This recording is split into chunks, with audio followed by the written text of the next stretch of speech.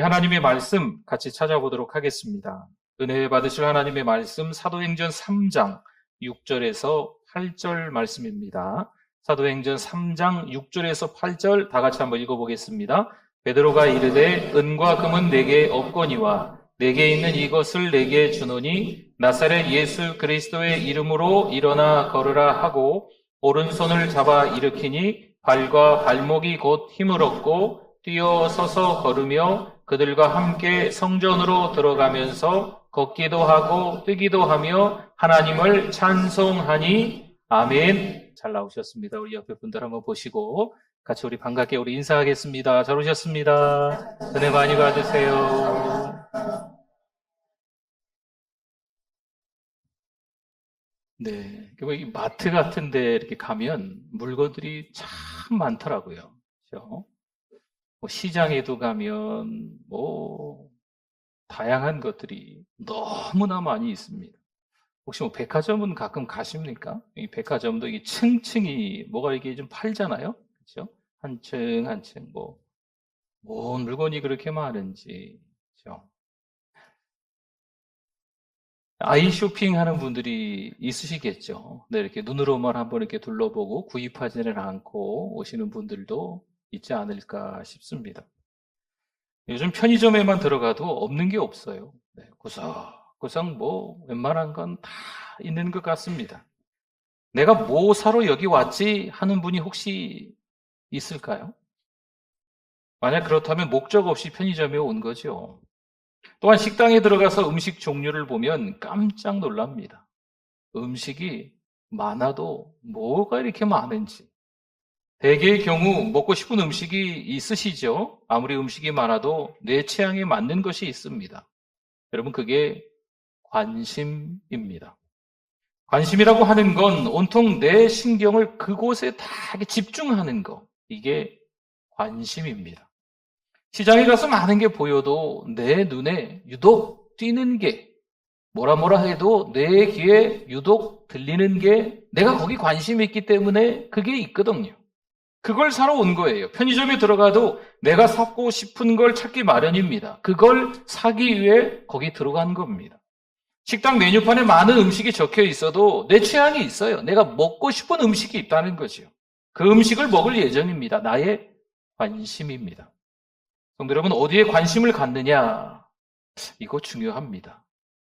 그 관심에 따라서 인생의 어떤 질이 달라집니다. 그 관심에 따라서 인생의 길이 정해지는 거예요. 보세요. 은혜가 사라지면 관심이 은혜 아닌 것들에 쏟아집니다. 은혜가 사라지니까요. 그 은혜의 그 자리에 온통 이 세상의 것들로 가득 차는 게 있는 거죠. 분명 하나님이 우리를 이 땅에 살게 하신 이유가 있습니다. 이 땅에 살게 하시는 목적이 있습니다. 그런데 살다 보니까요. 돈 좀 더 벌고 싶은 거죠. 좀 더 이 땅에 더 살면서 즐기고 싶은 거예요. 또 살다 보니까 주변 사람들에게 인정받고 싶고 칭찬받고 싶은 거죠. 여러분, 이게 죄 지은 인간의 마음입니다. 하나님께서 우리를 이 땅에 보내신 목적을 잃어버린 채 이 땅에서 우리 마음대로 살고 싶은 게 이게 죄 지은 우리 내 마음의 상태인 겁니다. 누군들 피해갈 수 있겠습니까? 로마서 1장에 보면 이렇게 말씀이 나와요. 그들을 마음의 정욕대로 더러움에 내버려 두사. 그 1장에 또 이렇게 이어져 나오는 말씀이 있어요. 그들을 부끄러운 욕심에 내버려 두셨으니. 또 1장에 또 이어져 나옵니다. 그들을 그 상실한 마음대로 내버려 두사. 이렇게 말씀합니다. 하나님이 내버려 두셨다. 하나님이 사탄의 전략 가운데 우리가 넘어가게끔 그냥 허용하셨다. 이렇게 되는 말씀이 등장해요. 그래서 우리가 매번 마귀에게 골탕 먹고 살아가고 있기도 합니다. 우리를 흔들어 버리니까 믿음을 지켜내기가 여간 어렵습니다. 본문을 들어가 볼까요? 1절 말씀입니다. 제 구시기도 시간에 베드로와 요한이 성전에 올라갈새 아멘. 베드로와 요한이 평상시와 똑같이 하루 3번씩 기도하는 거예요. 그 가운데 오늘 여기 9시라고 하는 건 여기서 우리나라 시간으로 하려면 6을 더해야 됩니다. 그러면 오후 3시가 됩니다. 하루에 3번 기도하는데 맨 끄트머리 시간이 오후 3시였던 거지요. 그 3시에 기도하러 베드로와 요한이 성전에 올라가게 되었다라는 말씀입니다. 기도가 얼마나 중요한지 우리가 깨달아야 그때 기도하는 거예요. 여러분, 기도만이 살 길인 줄 믿습니다.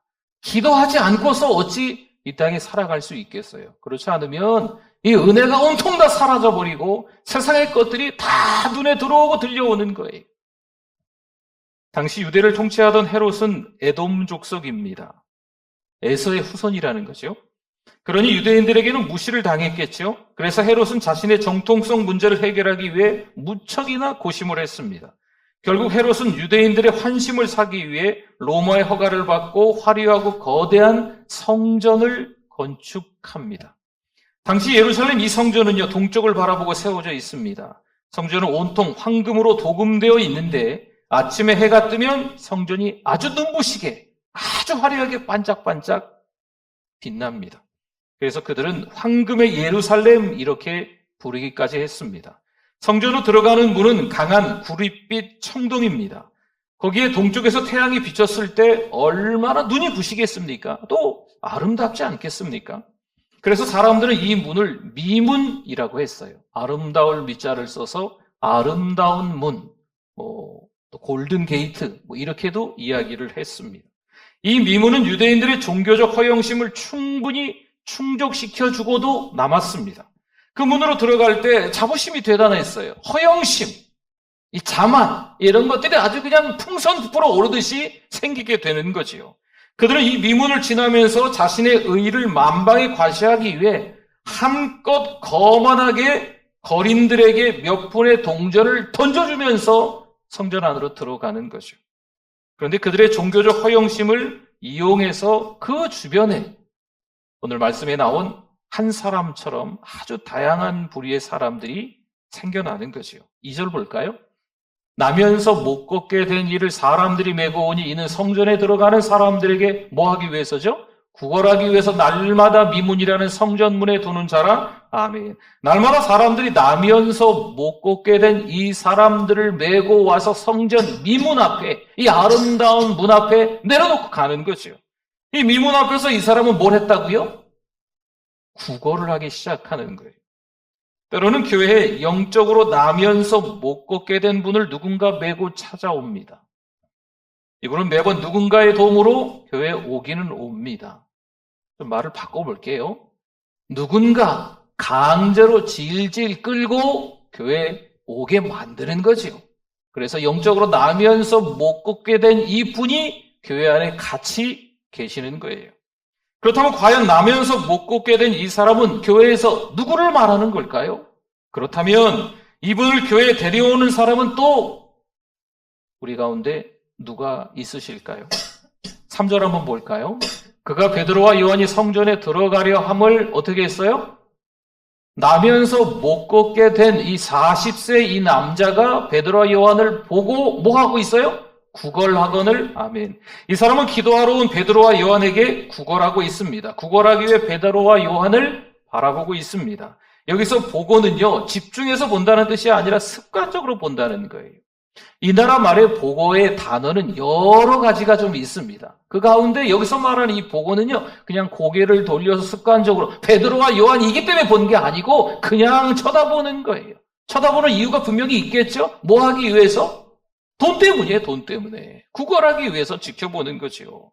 근데 사실 돈을 구하는 것과 장소가 어울리지 않습니다. 성전에 와서 돈을 구했다는 것은 이게 잘 맞지 않는 거예요.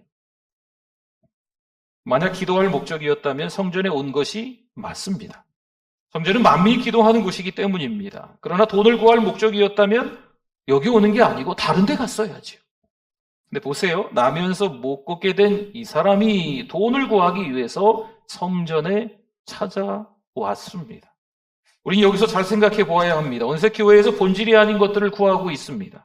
배고픈 사람들을 위해 밥을 퍼주고 있습니다. 삶이 어려운 분들을 위해 구제금을 전달하고 있습니다. 그 도움의 손길에서 혹시나 내가 빠지면 무척이나 섭섭해합니다.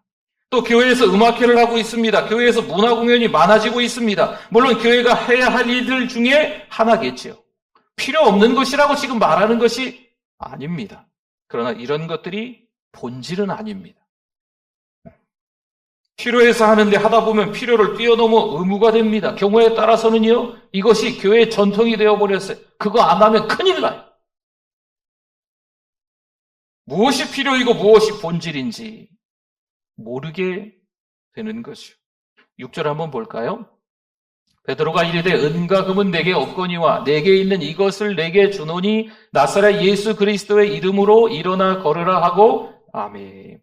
무슨 이야기일까요? 교회를 오기는 왔는데 교회에서 은과 금을 찾는 사람이 있다는 거죠. 교회에 온 이유가 따로 있는 거예요. 교회에서 예배드리기 위해서, 기도하기 위해서, 찬송하기 위해서, 하나님의 말씀을 듣기 위해서 온 게 아니고 교회에 온 다른 이유가 있다는 거죠. 여러분 2000년 전 사도행전 시대에 어떤 교회에 이런 일이 있었습니다라고 제가 옛날 이야기를 하는 게 아닙니다. 그때나 지금이나 마찬가지예요. 중세시대 유럽의 스콜라 철학을 대표하는 이탈리아 신학자 토마스 아퀴나스가 교황과 함께 성 베드로 성당을 둘러봅니다. 그때 교황이 금과 은으로 장식된 웅장한 베드로 성당을 가리키면서 이렇게 말하네요. 토마스, 교회는 더 이상 은과 금은 내게 없거니와 이렇게 말할 필요가 없다네. 보세, 교회는 은과 금이 이젠 많다네. 이때 토마스 아퀴나스가 대답했습니다. 그런 것 같습니다. 하지만 은과 금이 있기 때문에 교회는 더 이상 일어나 걸으라 이렇게 말하지 못하게 되었습니다. 보세요. 이처럼 세속의 힘을 자랑하던 중세 교회는요, 결국 예수 그리스도의 이름을 찾는 이들에게 의해 종교개혁의 대상이 됩니다. 하나님이 아닌 은과 금을 붙든 세력은 결국 허물어지고 맙니다. 그렇죠. 성도 여러분, 구원을 위해 필요한 것은 은과 금이 아닙니다. 돈도 권력도 아닙니다. 교회를 찾아온 이유는, 목적은 은과 금 때문에 온 것이 아닙니다. 취미생활 때문에 온 것이 아닙니다. 예수 그리스도의 능력이면 충분한 줄 믿습니다. 구원의 이름 예수 그리스도를 붙들면 사단의 미혹이 넘어가지 않는 거예요. 여러분, 사탄의 중요한 전략은요, 은과 금으로 하나님의 구원을 살 수 있다, 이렇게 믿게 만드는 거예요. 돈이면 다 된다. 우리 신자들에게 교회에서조차도 이렇게 믿게 만드는 게 이 사단의 중요한 전략입니다. 그래서 많은 사람이 은과 금에 매달려요. 믿는 자는요, 세상을 향해 예수 그리스도의 이름의 능력을 보여주고 은과 금에 짓눌린 이들을 일으켜줘야 합니다. 일어나 걸으라! 일으켜줘야 합니다. 은과 금이 아닌 예수 그리스도가 희망임을 우리의 삶 속에서, 우리의 말이나 우리의 행동을 통해서, 우리의 가족 때문에, 우리 직장 생활 속에서 우리가 직장인으로 지나면서 예수 그리스도가 전부인 것을, 예수 그리스도가 희망임을 보여주어야 될 줄 믿습니다. 그렇습니다. 그래서 교회는요, 가난해져야 합니다. 아니, 무슨 말일까요? 여러분, 교회가 가난해져야 돼요. 교회가 성도들이 헌금을 다 내서 재정이 없어야 된다, 이 얘기가 아닙니다. 교회 재정이 다 필요 없다, 이 얘기가 아니에요. 교회가 가난해져야라고 한다는 말씀은 교회에서 재정이 있으면 이 재정이 자꾸 흘러가야 된다는 거예요. 고여 있으면 안 된다는 거예요. 교회는 재정이 남아서 은행에 잘 저금해서 은행 이자를 그냥 막 불려나가고 이런 게 교회가 아닙니다. 교회는요, 더 선교하고 더 전도하는 것인 줄 믿습니다. 그래서 교회는요, 전도하고 선교하고 구제하고 이런 일에 자꾸 교회의 재정이 흘러가야 돼요. 남아있으면 안 되는 거예요. 잘 남겨가지고 이자 부풀려가지고 뭐 하게요? 물론 교회 재정을 자기 마음대로 자기 돈처럼 쓰는 것은 잘못된 겁니다. 또한 하나님의 일에 벌벌 떨며 돈 때문에 쓰지 못하는 것, 하나님의 일을 하려고 하는데 돈을 쓰지 못하는 거죠. 여러분, 벌벌 떠는 거죠. 너무 큰 돈을 쓰는 거 아닙니까? 여러분, 이것도 아닌 거예요. 교회에서는 돈이 없어서 아무 일도 못한다 말해서는 안 됩니다. 돈이 문제가 아니고 뭐가 문제인지 아십니까? 신앙이 문제입니다. 40살에 나면서 못 걷게 된 이가 성전에 와서 지금 구걸하고 있습니다. 물론 이해가 됩니다. 얼마나 힘들었을까요? 그의 인생 이렇다 저렇다 누가 말하지 못하겠죠. 너무 안타깝습니다. 난 다른 일을 할 수 없어. 지금 이 몸 가지고 뭔 일을 하겠어? 구걸이나 하면서 살아야지. 이렇게 40년 동안 살았겠죠. 그럼 나면서 못 걷게 된 그가 평생 구걸하며 사는 게 당연할까요? 만약 그렇다면 듣지도 못하고 말하지도 못하고 보지도 못했던 삼중고의 헬렌 켈러는 인생을 포기했어야 맞습니다. 또 허가 없이 복음을 전했다고 무려 12년 동안이나 감옥에 갇혀야 했던 철로역정의 저자 영국의 존 버녀는 인생을 한탄하면서 사는 것이 맞습니다. 머리도 안 좋고 말도 잘 못하고 초등학교에 들어갈 때까지 말을 잘 못해서 버벅버벅대다가 어눌하게 자기 의사 표시를 제대로 하지 못했던 아인슈타인은 평생 실패한 인생으로 살았어야 맞습니다. 가난하게 태어나 비가 줄줄 새는 통나무집에서 살았고 제대로 된 직업도 없는 부모님, 그리고 10명이 넘는 형제들 사이에서 정말 어렵게 자라고 학교도 다닐 수 없었던 아브라함 링컨은 평생 절망 가운데 살았어야 맞습니다. 성도 여러분, 나면서 못 걷게 된 이에게 없었던 것은 돈이 아닙니다. 뭐가 없는 걸까요? 믿음이 없는 거예요. 우리는 이것도 없고 저것도 없다 한탄합니다. 하지만 우리에게 정말 없는 것은요, 믿음이에요. 가난이 문제가 아니고 질병이 문제가 아니에요. 돈이 없어서, 내가 병들어서, 내가 나이 들어서, 여러분 이런 것들이 문제가 아닙니다. 태어난 환경을 우리가 선택할 수는 없겠죠. 하지만 행복과 불행은 우리가 선택할 수도 있습니다. 나면서 못 걷게 된 이 사람은 환경이 아니라 지금 어떻게 살 것인가, 신자로서 어떻게 살아야 되는가, 이 삶의 태도가 문제인 겁니다. 종교개혁자 마틴 루터, 그가 마지막으로 세상을 떠나면서 남긴 말이 있습니다. 우리는 거짓입니다. 그것은 사실입니다. 우리는 거짓입니다. 그것은 사실입니다. 사실 이 말 속에 종교개혁자 마틴 루터가 평생 외치고 고백했던 모든 신앙, 그리고 그의 신앙 고백이 잘 담겨져 있습니다.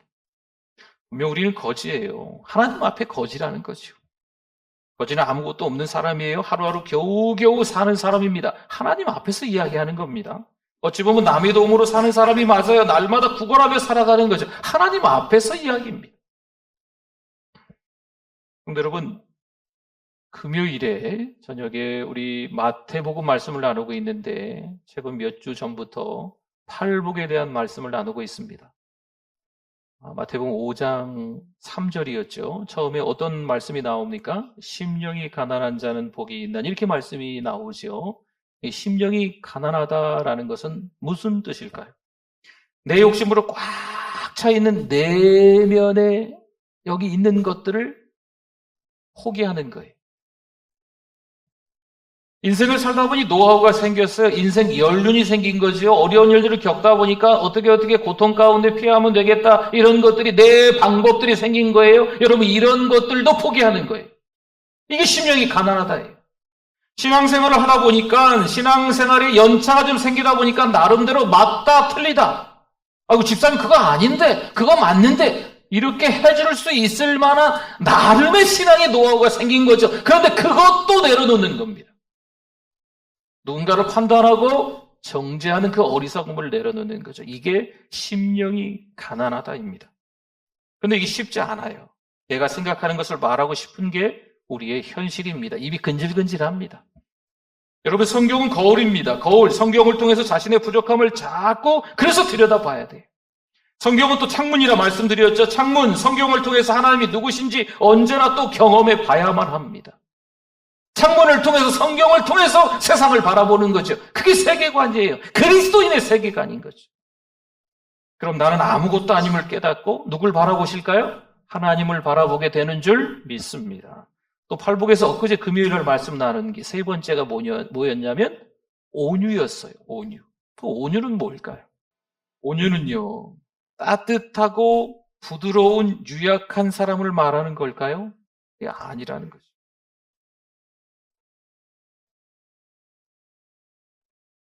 성령을 마음에 모시고 주님을 나의 구주로 고백하기에 내 삶이라고 해서 내 성질대로 살아가지 않는다는 거죠.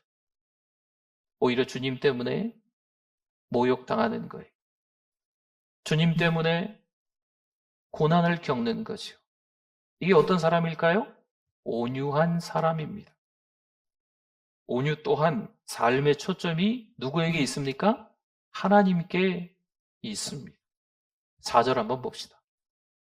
베드로가 요한과 더불어 주목하여 이르되 우리를 보라 하니 아멘. 베드로와 요한이 구걸하고 있는 사람을 바라봅니다. 분명 그가 무엇인가 구하고 있습니다. 그런데 나면서 못 걷게 된 그가 구하는 것은 본질이 아닙니다. 베드로와 요한이 말해요. 우리를 보라. 나면서 못 걷게 된 이가 베드로와 요한을 봤다라는 표현을 습관적으로 본 거지요. 그런데 여기 베드로와 요한이 보라라고 하는 것은 뚫어지게 쳐다보다라는 뜻입니다. 바라보는 초점과 강도가 엄연히 다릅니다. 나면서 못 걷게 된 이는 불쌍하게 보이려고 바라본 것이고 베드로와 요한은 담대하게 뚫어지게 바라본 겁니다. 성도 여러분, 베드로와 요한이 어떤 이유로 이렇게 담대하게 바라보게 되었을까요? A.W. 토주의 말씀이 힘이다 이 책을 통해서 적용을 좀 몇 가지 해보면 사도행전 2장에서 하늘로부터 급하고 강한 바람 같은 성령이 임했습니다. 오순절 성령이 임하자 베드로가 하나님의 임하심, 하나님의 임재를 체험합니다. 성령이 임하시자 베드로 안에 거룩한 목적이 정신없이 내 눈에 보이는 게 많아도 나의 초점이 어디에 딱 머물러 있다는 거죠.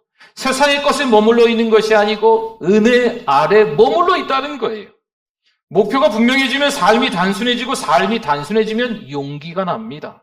세상에 눈 돌릴 만한 것이 너무 많지만 그게 눈에 띄지 않게 되는 거예요. 이 땅에 살아가는 이유, 하나님이 이 땅에 살게 하시는 목적을 발견하게 되는 거지요. 그러니 성령이 베드로에게 임하자 뭐가 생겼을까요? 능력이 생기는 거예요. 자신감이 생기는 거죠. 성도 여러분, 이미 우리 안에 성령이 계신 것을 믿으십니까? 성령이 우리 안에 임하실 때 하나님의 임하심, 또 하나님께서 이 땅을 어떻게 살아가야 되는지 그 이유, 그 목적, 또한 이 땅을 살아감에 있어서 하나님께서 우리에게 자신감, 용기까지 주시는 줄 믿습니다. 6절입니다. 베드로가 이르되 은과 금은 내게 없거니와 내게 있는 이것을 내게 주노니 나사렛 예수 그리스도의 이름으로 일어나 걸으라 하고 아멘. 베드로전서 2장 9절도 이어서 보면요. 그러나 너희는 택하신 족속이요 왕 같은 제사장들이요 거룩한 나라요 그의 소유가 된 백성이니 이는 너희를 어두운 데서 불러내어 그의 기이한 빛에 들어가게 하신 이의 아름다운 덕을 선포하게 하려 하심이라. 아멘. 베드로는 이미 예수 그리스도의 소유가 되었습니다. 그렇게 베드로가 담대해진 이유는요. 예수님의 이름 때문입니다. 우리가 예수 그리스도의 이름으로 선언하는 것은요, 우리가 예수 그리스도의 그 소유 안에 들어가 있다는 말이에요. 그럼 나면서 못 걷게 된 이가 그 이후에 어떻게 되었을까요? 7절과 8절에 보면 오른손을 잡아 일으키니 발과 발목이 곧 힘을 얻고 뛰어서서 걸으며 그들과 함께 성전으로 들어가면서 걷기도 하고 뛰기도 하며 그 다음에 뭡니까? 하나님을 찬송하니 아멘. 왜 이런 일이 일어났을까요? 하나님의 소유된 백성이기 때문에 하나님이 살리십니다. 매일 성전 문 앞에 앉아 있었지만 단 한 번도 이 나면서 못 걷게 된 이 40대의 남자는 성전 안으로 들어가 본 적이 없습니다. 들어갈 수가 없어요. 성전에서 받아주지 않습니다. 그러나 이제 성전에 들어갈 뿐만 아니라 영혼 깊숙이 우러나오는 찬송을 드립니다. 여러분, 이게 복음의 능력입니다. 은과 금으로는 이런 능력이 나타날 수 없습니다. 오직 예수 그리스도의 이름만이 이 성령의 권능을 행하실 수 있는 줄 믿습니다. 성도 여러분, 예배를 드리면서 우리는 무엇을 구하고 있습니까? 하나님, 내가 예배 드리니까 건강 주세요. 하나님, 나 지금 예배 드려요. 찬송해요. 기도해요. 이번에 어디 투자하는데 잘 되게 해주세요. 하나님, 내 자식 하나님 책임져 줘야 되는 거 아시죠? 우리가 예배를 드리면서 은과 금을 구하고 있지는 않습니까? 아니면 세상의 명예를 구하고 있지는 않습니까? 하나님의 임재, 십자가의 주님을 예배를 통해서 경험하실 수 있기를 바랍니다. 또 우리에게 한 주간이 주어졌습니다. 여러분, 이번 한 주간 예수 그리스도의 이름을 선포하면서 담대하게 거침없이 신자로 살아가실 수 있기를 축원합니다. 아멘. 우리 같이 기도하겠습니다. 오늘 말씀 기억하면서 주여 한번 부르시고 기도합니다. 주여, 하나님 아버지, 은혜를 감사합니다. 연약한 목사네요. 부족한 신앙인들입니다. 죄 많고 세상 속에 우왕좌왕하며 살아가는 우리들입니다. 하나님, 용서하여 주시옵소서. 하나님이 더 기뻐하시는 삶을 이번 한 주간 살아내게 하여 주시옵소서. 가정이 바뀌길 원합니다. 가정이 화목해지고 교회가 화목해지고 또 우리 직장이 화목해지고 이 전주가 화목해지고 이 민족이 화목해질 수 있도록 하나님 아버지 은혜 베풀어 주시옵소서. 하나님 아버지, 은혜를 감사합니다. 하나님의 은혜와 사랑으로 살아가는 우리들인 줄 믿습니다. 정신없이 세상 것들 때문에 전속력으로 달리며 주변을 돌아보지 못하고 살아가는 우리들이 되는 것이 아니고 하나님의 은혜로 살아가게 하여 주시옵소서. 그저 은과 금을 쫓아 살아가지 말게 해주시고 예수 그리스도의 이름으로 선언하며 살아갈 수 있도록 믿음을 허락하여 주시옵소서. 예수님의 이름으로 기도드립니다. 아멘.